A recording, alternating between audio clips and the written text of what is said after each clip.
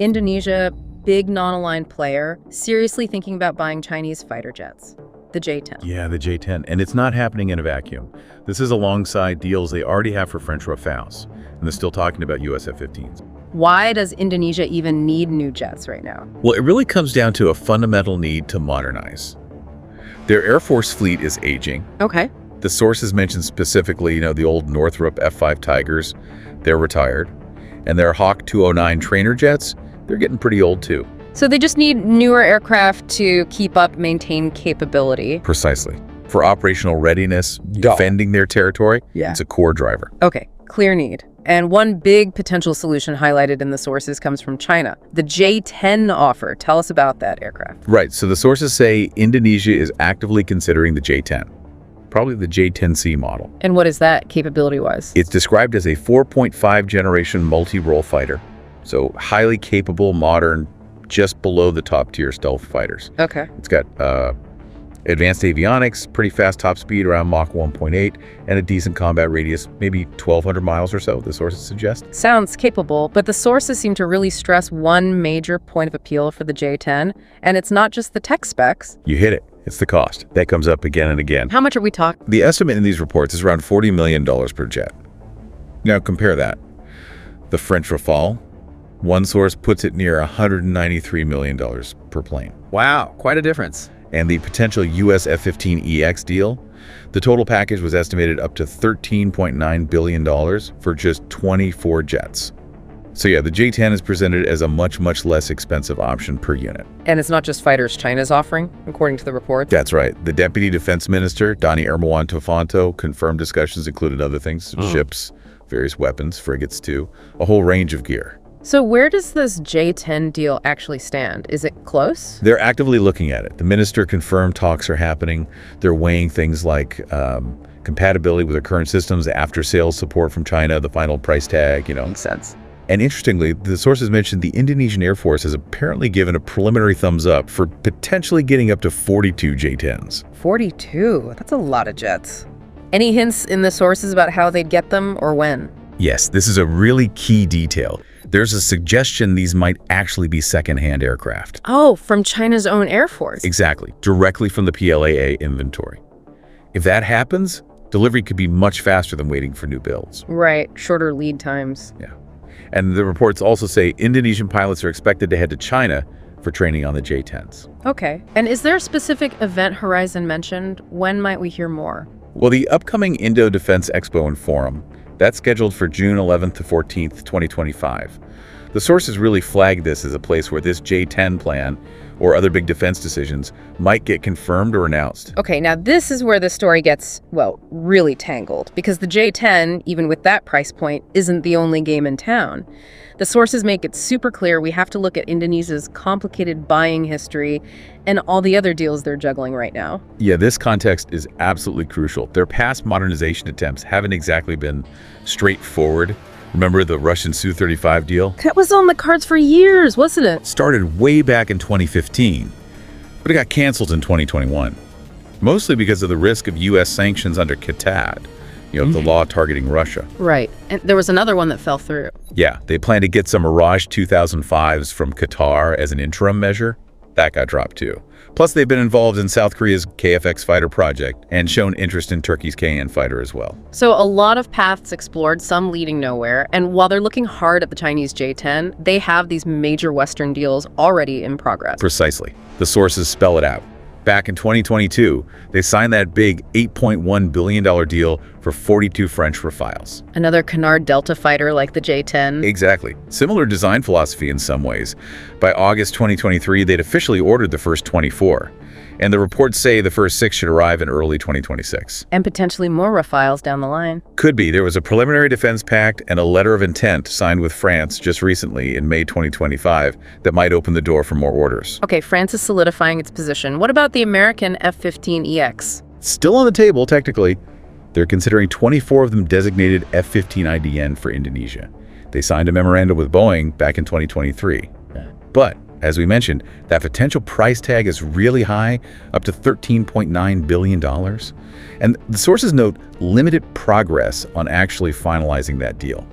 price seems to be a major sticking point. Even with Boeing offering local production. Yeah, Boeing pledged, I think, 85% local content integration. That's significant. So moving away from the F-15 could have, ripple effects on the U.S.-Indonesia defense relationship. Okay, let me just try to summarize this based on the sources, because it's a lot. They're seriously looking at China's J-10. They have firm orders for France's Rafale, maybe more coming. They're still kind of considering the U.S. F-15EX despite cost issues. Plus past flirtations with South Korea and Turkey, and the fallout from canceled Russian and Qatari deals. It sounds like a logistical nightmare waiting to happen. It really does. And don't forget, their current fleet is already a mix. They operate American F-16s, Russian Su-27s and Su-30s, South Korean TA-50 trainers, and those aging British Hawk 209s. So adding J-10s and Rafales just layers on even more complexity. Exactly. Different training, different maintenance, different weapons. A huge undertaking. Now, there's another angle the sources bring up regarding the J-10, specifically these reports about it seeing combat recently. Yes, an interesting point raised in the material. The J-10 apparently got some international attention after those India-Pakistan skirmishes back in May 2025. The sources are careful here, right? They're reporting claims made by Pakistan. That's crucial. The Pakistan Air Force claimed, and the sources emphasize it's a claim, that their J-10C shot down several Indian aircraft. Which ones? They claimed kills on Indian Rafales, Mirage 2000s, Su-30 MKIs, even MiG-29s, supposedly using PL-15 long-range missiles. Okay, big claims, but what's the other side? Well, the sources clearly state India hasn't confirmed any of those losses. But they also mention reports citing French intelligence sources who apparently acknowledged the potential loss of at least one Rafale. Interesting nuance. Yeah, and analysts cited suggested things like airborne early warning coordination might have played a role for Pakistan. But the bottom line is, contested or not, this was the first reported combat use of the J-10. And how does this feed into Indonesia's thinking, according to the sources? Well, the report suggests China is highlighting this supposed operational success in other export pitches, like one apparently made to Colombia. And importantly, Indonesia's Deputy Defense Minister acknowledged that yes, reports about the J-10's operational use would be factored into their assessment. So it adds a data point, even if it's debated. Right. It adds a layer beyond just the specs and price. Stepping back a bit, this potential J-10 purchase isn't just about aircraft specs or budgets. It's deeply connected to Indonesia's whole strategic posture, isn't it? And especially its relationship with China. Absolutely. The sources really emphasize Indonesia's long-standing, non-aligned foreign policy. Their defense buying is described as very pragmatic. Trying to balance everything. Yeah, balancing operational needs, economic reality like the J-10 cost, and tricky geopolitical factors by deliberately buying from different major powers, not putting all their eggs in one basket. And the China basket has been getting bigger lately, hasn't it? Definitely. That's critical context from the sources. Indonesia joined the BRICS group. Brazil, Russia, India, China, South Africa, plus new members just in January 2025. Okay. China's their biggest trading partner. Massive numbers, $135 billion in 2024, and their top foreign investor, over $8 billion last year. And politically. President Prabowo Subianto visited China recently, reiterated wanting to build this community of destiny with China. So these strong economic and political ties absolutely create an environment where a major Chinese defense deal like the J-10 becomes, well, a very credible option. So let's play this out. If Indonesia does end up buying the J-10s, alongside the Rafales they've already ordered, maybe still thinking about F-15s, still operating Russian jets, what does that actually mean on the ground? The sources talk about huge challenges. Oh yeah, they really hammer the potential operational and budget headaches. It's not just about having different planes parked next to each other. It's different systems, different training, different spare parts. Exactly that. It creates a massive logistical burden. You need totally separate training pipelines for pilots, for ground crews, for each aircraft type. Wow. Separate maintenance facilities, separate inventories of spare parts, integrating completely different weapon systems. The sources say this just ramps up complexity, interoperability issues, sustainment problems. It costs a lot more overall and creates huge coordination challenges. It's a monster task. But the sources also suggest there must be some perceived upside, right? Why would they take on all that hassle? Yes, the trade-off seems to be about strategic flexibility. By not relying on just one main supplier, Indonesia keeps more defense autonomy. Hedging their bets? Pretty much. Hedging against political risks. If one country suddenly slaps on sanctions or an arms embargo like they faced with the Russian deal, They aren't left high and dry. They have other options, other relationships. And the sources mention how unique this particular mix might be. They do.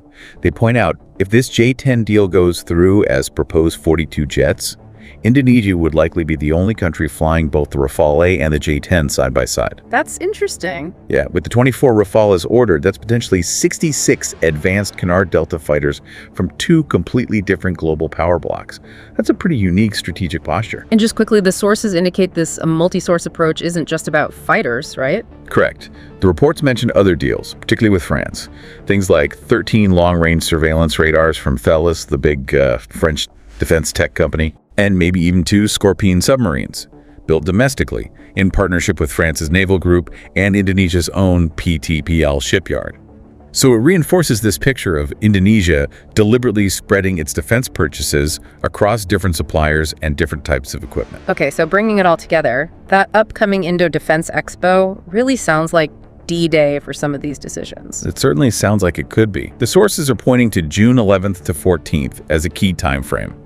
Decisions on these major deals, potentially Chinese jets, maybe even revisiting Russian options, who knows, could be announced or confirmed then. And any announcements would really signal a major shift. Yeah, a potentially long-term redefinition of Indonesia's defense alignments and how they plan to operate their military. So for you, the listener, wrapping up this deep dive into the sources, the core tension seems crystal clear. Indonesia has this urgent need to modernize its air force, quickly, affordably. But they face real budget limits. They want cutting-edge capability.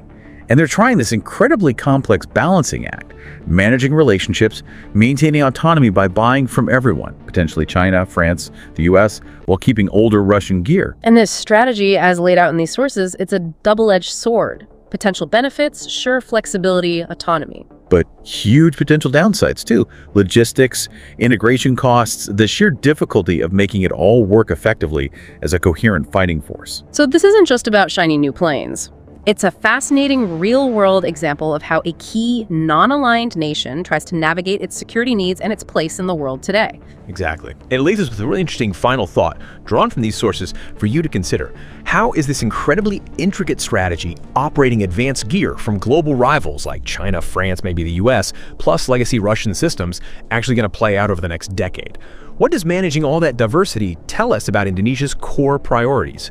And will this complex balancing act ultimately strengthen or weaken their military effectiveness and their strategic independence down the road? Don't forget to hit subscribe if you want to stay ahead of the biggest shifts in aerospace, geopolitics, and defense innovation.